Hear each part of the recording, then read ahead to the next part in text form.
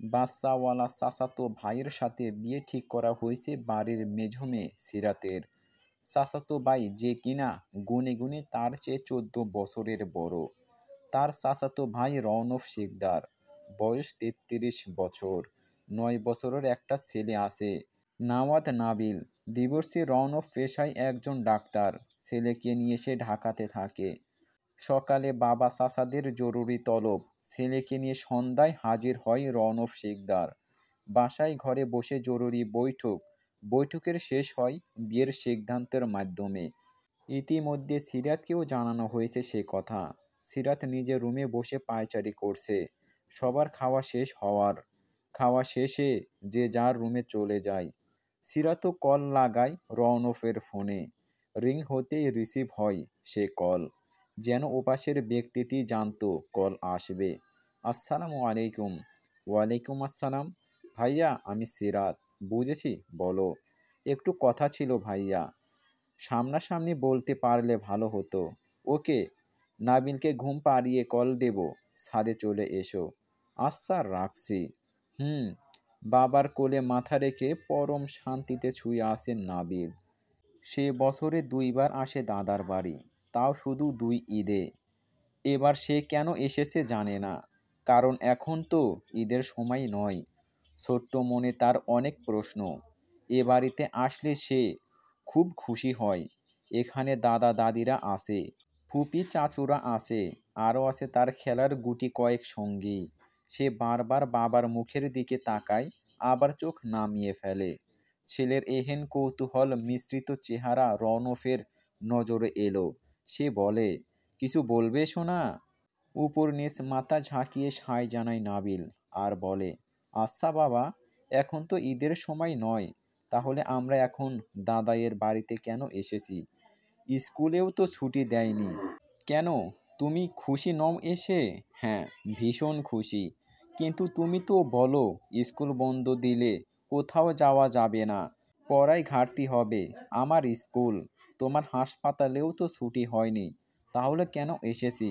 ছেলের এমন বিজ্ঞের ন্যায় কথা শুনে শোয়া থেকে তুলো বুকে জড়িয়ে বলে, বাবা, আমরা একটু কাজে এসেছি। 2-1 দিনের মধ্যে আমরা আবার ঢাকাতে ব্যাক করব। কি কাজ বাবা?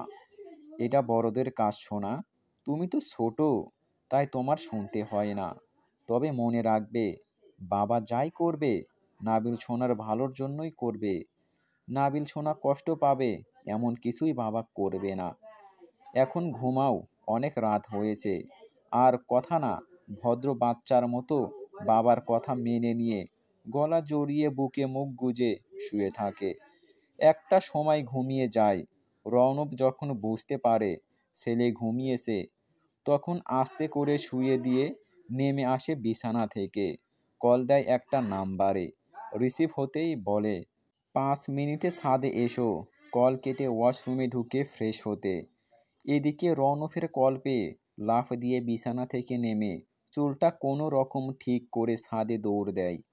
সিঁড়ির দরজা থেকে সোজা তাকাতেই দেখতে পায় বলিষ্ঠ এক পুরুষের পৃষ্ঠদেশ। সিঁড়ির চৌকাঠ পার হতে গিয়ে চৌকাঠের সাথে বাড়ি খেয়ে পায়ের বুড়ো আঙ্গুলের নখ ভেঙে ফেলে। সাথে সাথে আর্তনাদ করে ওঠে। শব্দ আটকাতে মুখ চেপে ধরে। চাপা আওয়াজ পেয়ে রওনক পেছনে ঘুরে তাকাই দেখে দরজার কাছে পায়ে বুড়ো আঙ্গুল আর নখ চেপে বসে আছে সিরাত। ছুটে এগিয়ে যায় সেদিক। তার সামনে বসে পড়ে জিজ্ঞাসা করে, কি হয়েছে? চিৎকার করে উঠলে কেন? পায়ে কি হয়েছে দেখি, হাত সরাও। সিরাত হাত সরাতেই দেখে বুড়ো আঙ্গুল থেকে রক্তের ধারা নামছে। হাত বাড়িয়ে আঙ্গুলটা ছুঁতেই আবারও আর্তনাদ করে ওঠে সিরাত। রনফ তার মুখের দিকে তাকায়। ব্যথা আর কান্নায় ফর্সা মুখটা লাল হয়ে উঠেছে। এখনই চিকিৎসা দরকার। রাত তখন 12টার ওপারে। বাড়িতে কেউ জেগে আছে কিনা সন্দেহ। থাকলেও এত রাতে বিরক্ত করতে মন সায় দিচ্ছে না তার। এই অবস্থায় সিঁড়ি ডেঙ্গে রুম পর্যন্ত যাওয়াটাও সম্ভব না। তাই সিরাতের উদ্দেশ্যে প্রশ্ন করে, উঠে দোলনায় যেতে পারবে? মাথা নেড়ে সায় জানায় সিরাত। কোনো মতে দেয়াল ধরে দাঁড়িয়ে পড়ে। পা বাড়াতেই ব্যথায় কলিজা মসুর দিয়ে ওঠে। ব্যথার পরিমাণ বুঝতে পারে রৌনক। সে 1 মিনিট চিন্তা ভাবনা করে পাজা কোলে তুলে নেয় সিরাতকে। সিরাত কিছু বলতে নেবে, তার পূর্বে রনফের কড়া দৃষ্টি পড়ে তার ওপর। মুখের কথা গিলে নেয় সে। দোলনা পর্যন্ত এনে আস্তে বসিয়ে দেয় সেখানে, আর বলে, বসো, আমি ফার্স্ট এইড কিট নিয়ে আসি। বসিয়ে রেখে সে ছুটে ঘরের দিকে। এদিকে সিরাতের ভয় ক্রমশ বেড়ে চলেছে। মুখে হ্যাঁ বলে দিলেও কাজে তা অসম্ভব তার ধারা। কিন্তু স্বচ্ছ পরিস্থিতি, গোমরা মুখের এই ভাইয়ের সামনে তা প্রকাশ করতে চাইল না সে। তাই ভয়কে বুকে নিয়ে জড়সড় হয়ে বসে রইল ১৯ বছরের সিরাত। কিছু সময় বাদে ছাদের দরজায় পুরুষালী অবয়ব দেখে স্বস্তির নিঃশ্বাস নেয়। কিটটা এনে পা ভাঁজ করে বসে দোলনার সামনে। পাটাকে যত্ন সহকারে হাতে তুলে নিয়ে আঙ্গুলটা পরিষ্কার করে তুলা ও স্যাভলনের সাহায্যে। এদিকে ব্যথায় ছটফট করতে থাকে সিরাত। চোখ থেকে অঝোর ধারায় পানি পড়ছে। তা দেখেও নির্দয় ডাক্তারের মনে মায়া উদ্বেগ হয় না। ভাইয়া ছাড়ুন, আর লাগবে না। আমি ওষুধ লাগাবো না, ছেড়ে দিন। হয়ে গেছে এই তো, আর একটু ধৈর্য ধরো। ছেড়ে দেন না, লাগবে না আমার ওষুধ, ব্যান্ডেজ। ছাড়েন। পা নিয়ে টানাটানি করতেই রওনক তাকে দেয় এক ধমক। চুপ করো, আর একবার পা টান দিলে বাকি অর্ধেক নখ তুলে দেব। তুমি তো দেখি নাবিলের চেয়েও অবুঝ। ও তাও বোঝে যে অসুস্থ হলে ওষুধ দিতেই হয়, সে যতই ব্যথা হোক। আর তুমি সেই থেকে টানাটানি করে যাচ্ছ। একবার টান দিলে একটা চড় দেব।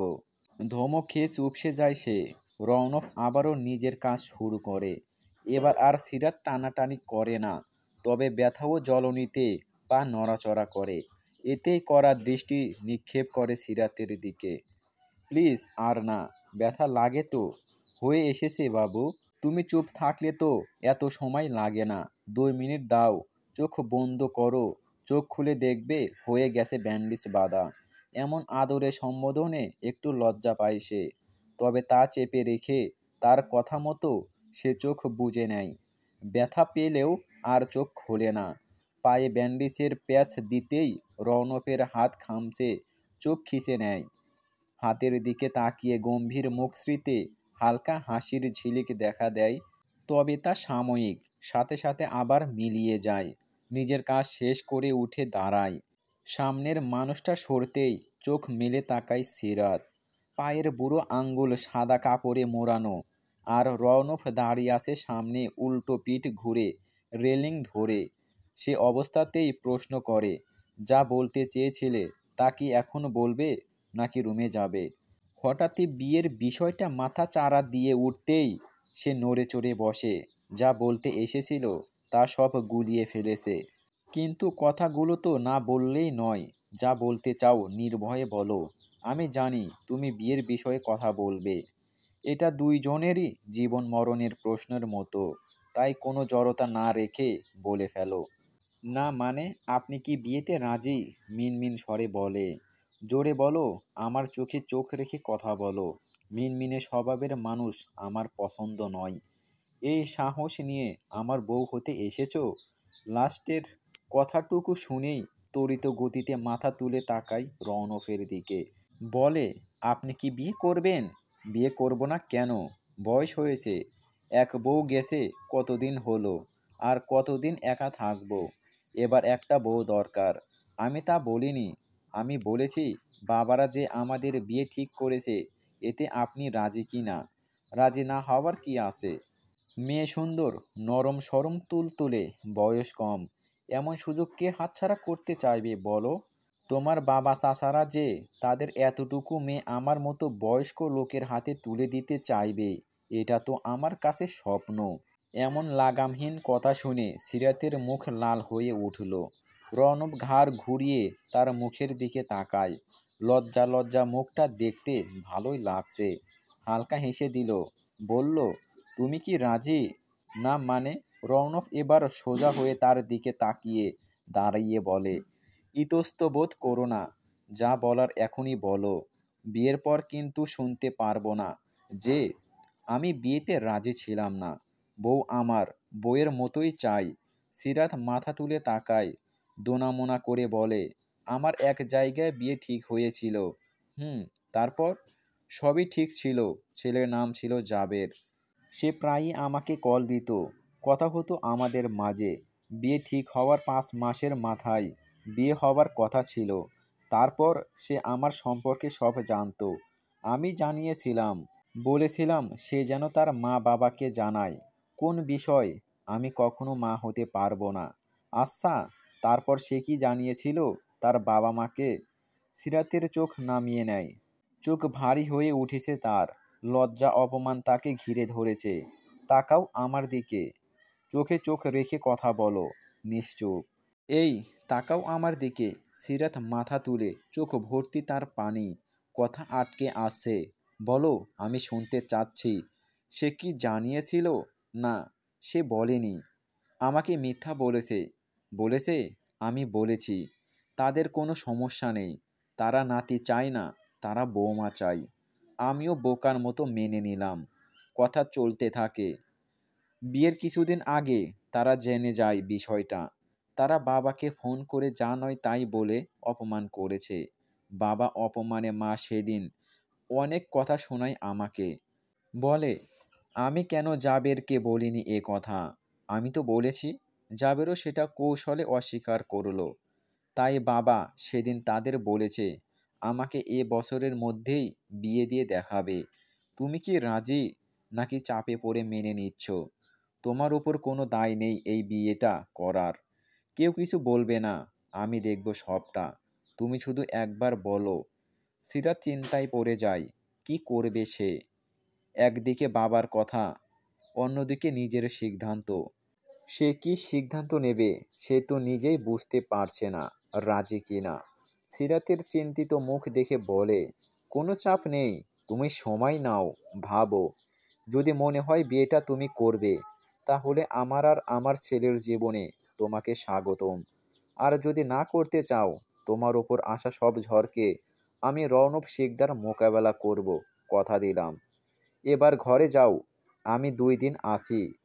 এ 2 দিন ভাবো, এরপর আমাকে জানাও। সিরাত রওনকের মুখের দিকে তাকিয়ে আসে। রওনক বলে, যাও, রাত অনেক হয়েছে তো।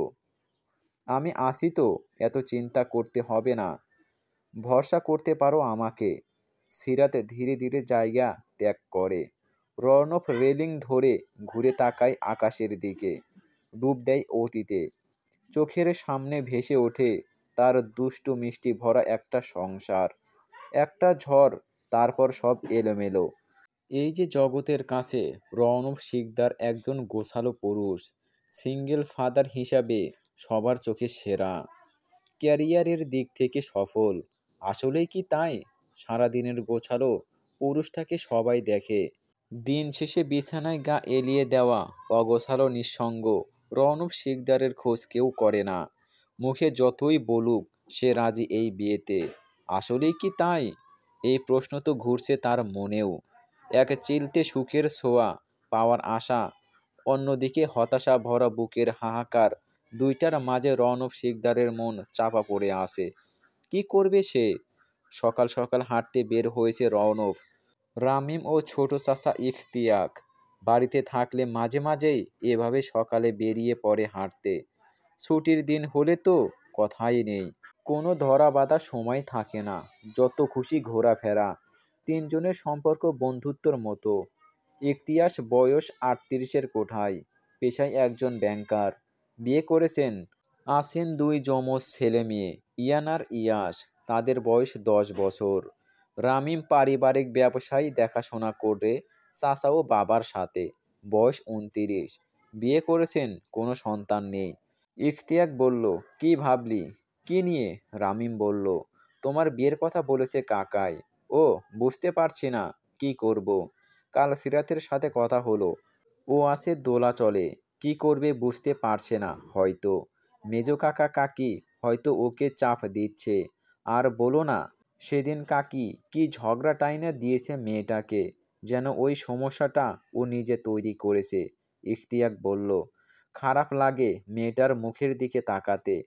দেখ, যা করবি ভেবে চিন্তে করবি। ও ছোট, চাপে পড়ে বড়রা যা বলবে মেনে নিবে। তুই তো বুঝদার। তুই ওর দিকটা দেখিস। হুম। বাবা বারবার শুধু জিজ্ঞাসা করে, কি করব? ভালো লাগে না কিছু। এই বয়সে এসে বাচ্চা আছে আমার একটা, এখন যদি এই তালবাহানা করে। তামিম বলল, তা কি তুমি সারা জীবন এই সিঙ্গেল ফাদারের তকমা নিয়ে ঘুরবা? নাবিল বড় হচ্ছে, ওর একজন মায়ের দরকার। তাই বলে সিরাত ওইটুকু বাচ্চা, ও এক বাচ্চা আর এক বাচ্চার মা হবে? ইফতিয়াক বলল, মেয়েদের মা হতে বয়স লাগে না। এভাবে গল্প আড্ডার মধ্যে দিয়ে তারা বাড়ির দিকে চলে আসে। বসার ঘরে বাড়ির বড় কর্তারা চা খাচ্ছে। আজ ছুটির দিন হওয়ায় সবাই বাড়িতে আসে। খাবার টেবিলের দৃশ্যও আজ ভিন্ন। বাহারি সব খাবার ভর্তি টেবিলে। তারা তিনজন বাড়ির চৌকাঠ পেরোতেই ঝড়ের বেগে কেউ এসে জড়িয়ে ধরে ইখতিয়াকের কোমর। ইখতিয়াস বলল, কি গো ছোট শিকদার, আজ এত সকাল সকাল? নাবিল বলল, ছোট দাদু কোথায় ছিলে তুমি? হ্যাঁ, কাল এসেছি থেকে তোমাকে দেখিনি। এসে পরে তুমি আমার সাথে দেখাও করনি। জানো কত মিস করেছি তোমাকে। রামিম বলল, এটা কিন্তু খুবই দোষের কথা। তোমার সাহস কত, তুমি নাবিল বাবুর সাথে দেখা করনি? তোমাকে তো পানিশমেন্ট দেওয়া উচিত। বলে সে কোলে তুলে নেয় নাবিলকে। 9 বছরের নাবিল বাড়ির সকলের চোখের মণি। তবে সে তার ছোট দাদুকে সবার চেয়ে একটু বেশিই ভালোবাসে। কারণ সে নাবিলের সব কথা শোনে।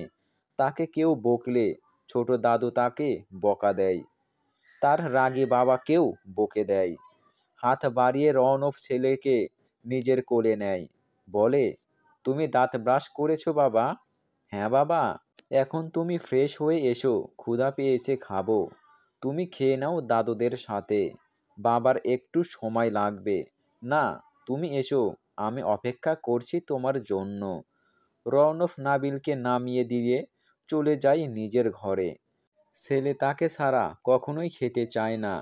তাই সে দ্রুত ফ্রেশ হয়ে ডাইনিংয়ে চলে আসে। ইতিমধ্যে বাড়ির সকলে হাজির।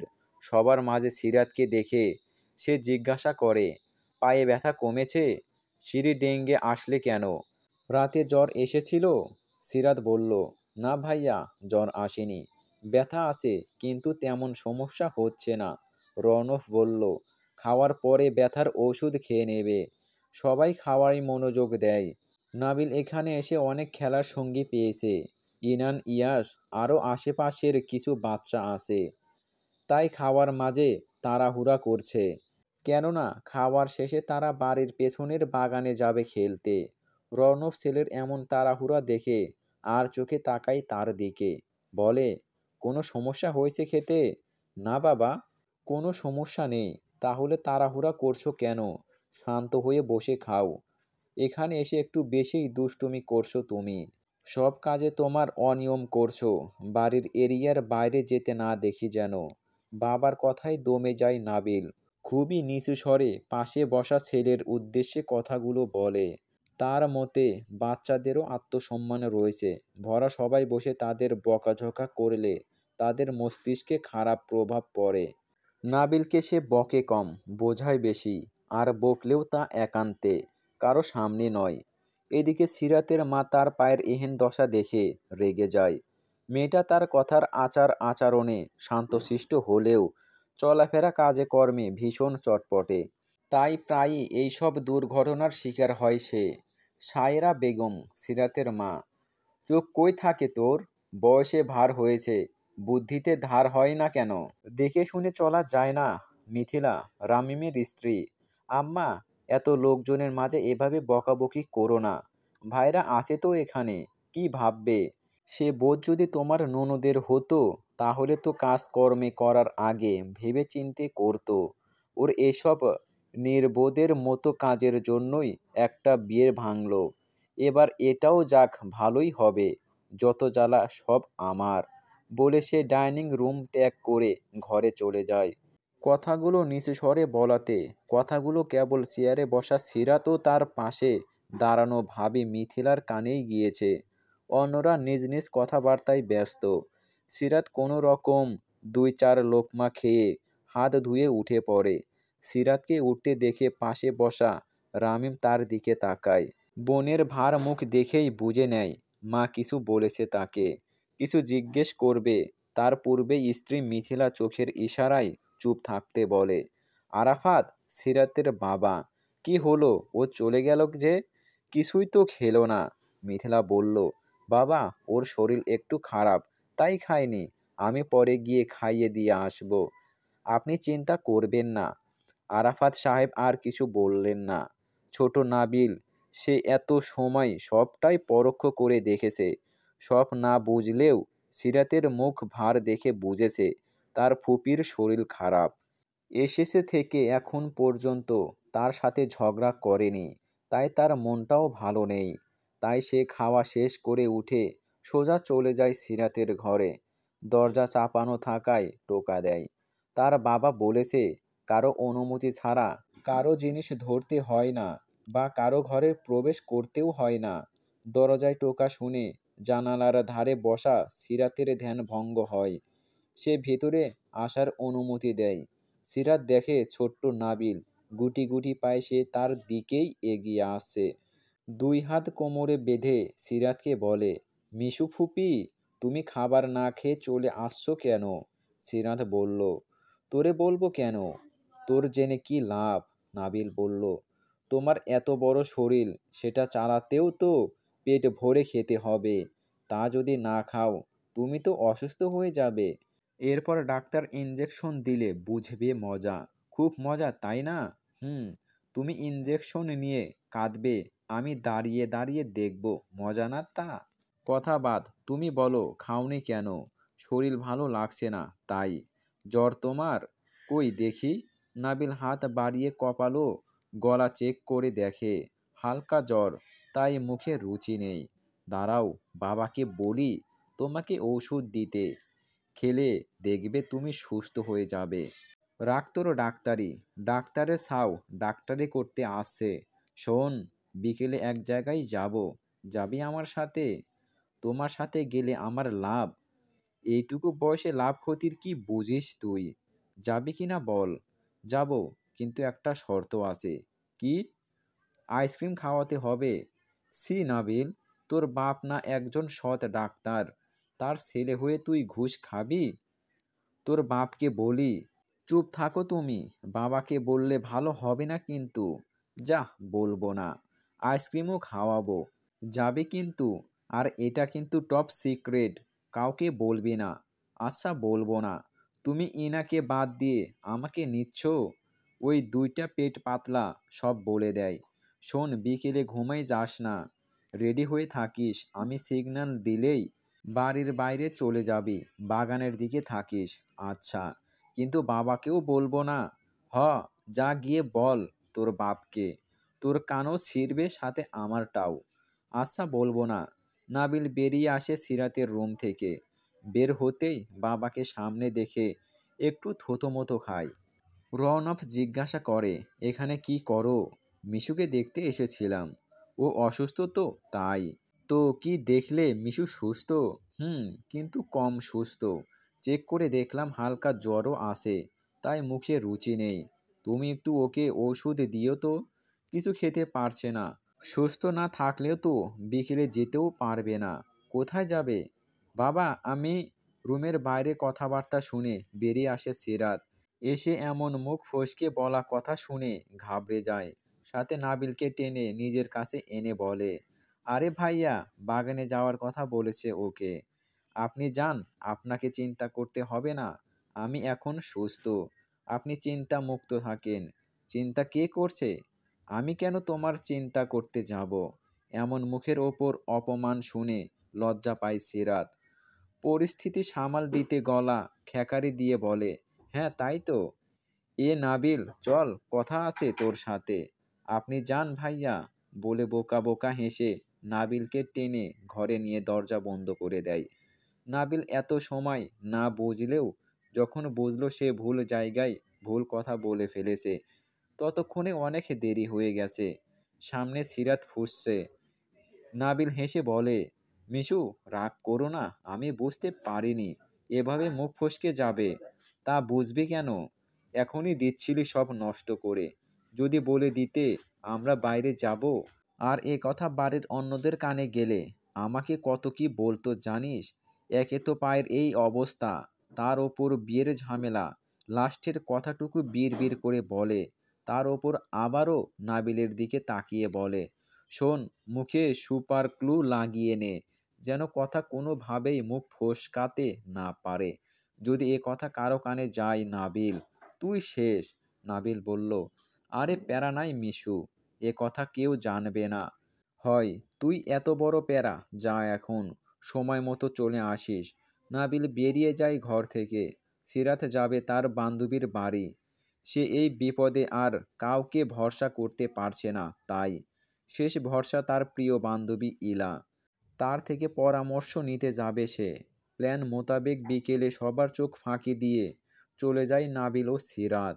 দুজন রিকশা ডেকে উঠে পড়ে তাতে। ইলার বাসায় যেতে সময় লাগে প্রায় 30 মিনিটের মতো। বাসায় পৌঁছে ভাড়া মিটিয়ে যায় বাসার ভেতরে।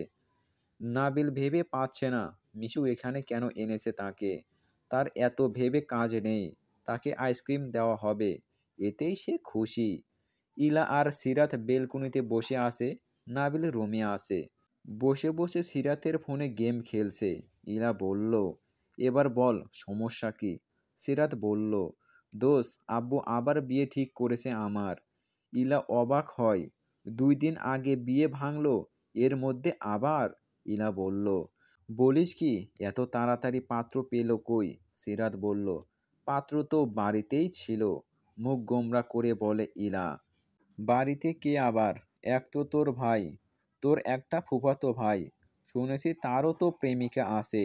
তাহলে কে? সিরাত বলল, ভাবতে থাক, আরও আছে। ইরা বলল, আর কে? আর তো আছে তোর ওই বড় ভাই, যার বউ নাই, একটা ছেলে আছে, না মেয়ে যেন।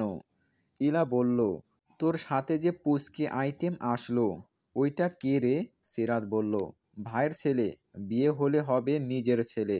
ইরা বলল, কি কি সব বলতেছিস? সিরাত বলল, আরে ওই আইটেমটা বাপের সাথেই আমার বিয়ে দেবে। ধর আমারে, মাথা ঘুরাইতেছে আমার। তুই বাপের বিয়ে ভাঙতে ছেলেকে সাথে নিয়ে আইছিস? সিরাত বলল, তো কি করব, আর কাউকে পাইনি, এবার বল কি করব? ইলা বলল, তার সাথে কথা বলছিস? সিরাত রাতের সব ঘটনা খুলে বলল। ইরা বলল, দেখ, বিয়েটা সারা জীবনের একটা বিষয়, আমার বলাতে কিছু যায় আসে না, সিদ্ধান্ত তোর। আমি শুধু উপায় বলতে পারি, কিছু পরামর্শ দিতে পারি, বাকিটা তোর বিষয়।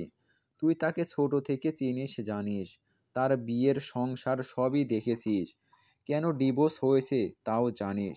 যদি মনে হয় মানুষটা ভালো, তার সাথে এক জীবন পাড়ি দেওয়া যায়, তবে আমি বলবো বয়সটা কোনো বিষয় না। জাবেরের তো বয়স কম ছিল, কি করলো শেষে? তাই বলি কি, নিজে নিজে বালিশে মাথা দিয়ে চিন্তা কর। মন কি বলে শোন। যদি মনে হয় সন্তান সমেত মানুষটাকে গ্রহণ করা যায়, তাহলে আমি তোর পাশে আছি। আর যদি না পারিস, তাও আমি তোর পাশে থাকব। ছেলেটা তো দেখলাম যথেষ্ট ভদ্র, বাকিটা তুই থাকিস, তুই জানবি। এবার দেখ কি করবি, আমার কথা তো আমি বললাম। সিরাত ভাবনায় পড়ে যায়। আরও কিছু সময় গল্প করে তারা বেরিয়ে আসে, রিক্সা ঠিক করে বাসার উদ্দেশ্যে। তখনই বেঁকে বসে নাবিল, বলে, এ মিশু, তুমি তো বললে আইসক্রিম খাওয়াবে, তাহলে বাসায় যাচ্ছ কেন? সরি রে, ভুলে গেছিলাম। এই, তোরে এখানে এনে কত কি খাওয়ালাম, তাও আইসক্রিমের ভূত নামেনি? মামা চলেন, সামনে কোনো বড় দোকান পেলে দাঁড়াবেন। একটা বড় দোকানের সামনে এসে রিক্সা থামাতে তারা ভাড়া মিটিয়ে দোকানে ঢোকে। আইসক্রিম কিনে বের হতে যাবে, তখনই দেখে দরজা থেকে দোকানে ঢুকছে রওনক শিকদার। এদিকে তাকে দেখে দুই শিকদারের প্রাণ যায় যায় অবস্থা। যদি দেখে নাবিলের হাতে আইসক্রিম, তাহলে বাবা তাকে পিটিয়ে পিঠের ছাল তুলবে। আর সিরাত কেন নাবিলকে নিয়ে এসেছে, তার জন্য তার চামড়াও তুলবে। দুজনে কোনো রকম দোকানের এক কোণায় সেলফের পিঠে লুকায়। সিরাত বলে, তোর জন্য হলো সব, কি দরকার ছিল এখানে আসার, বাড়ি গেলে তো বেঁচে যেতাম। প্রতিবাদ করে নাবিল, বলে, ইস, নিজের বেলায় সব ঠিক, অন্যের বেলায় সব দোষ। বাইরে আসার কথা কে বলেছে? আমি? চুপ থাক, ধরা খেলে এ জীবনের মতো আইসক্রিম খাইয়ে দেবে দুজনকে। তোর বাপের রেকর্ড তো আবার মেলা ভালো। দুজন চুপ হয়ে যায়। নজর তাদের সামনে অপেক্ষা করছে রণব শিকদারের চলে যাওয়ার। এরই মাঝে নাবিলের ঘাড়ে হাত রাখে কেউ। ভয়ের চোটে নাবিল চিৎকার করে ঘুরে তাকায়। চলবে। প্রথম পর্বটা কেমন লাগলো অবশ্যই কমেন্ট বক্সে কমেন্ট করে জানাবেন। ধন্যবাদ।